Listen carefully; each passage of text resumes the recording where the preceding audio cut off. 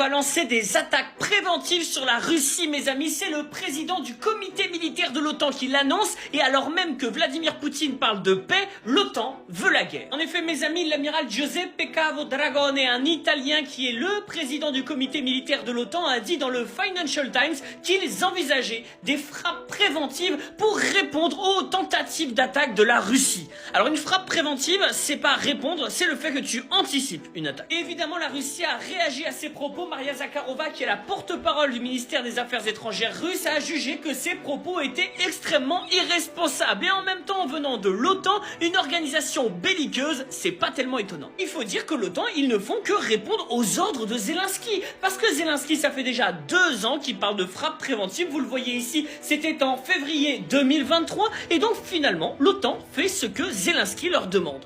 On a l'impression quand même qu'on est les chiens de l'Ukraine. Et pourtant, dans le même temps, Vladimir Poutine ne cesse de dire qu'il veut la paix avec l'Europe. Il l'a dit il y a quelques jours au Kyrgyzstan, et il l'avait déjà dit au mois de janvier 2025, comme quoi, après l'attaque de l'Ukraine, il n'y aurait jamais d'attaque de l'Europe. Aujourd'hui, l'Europe veut la guerre, l'OTAN veut la guerre, et Vladimir Poutine, en vérité, il veut la paix. Et donnant tout ça quand même, bon courage à ceux qui vont survivre.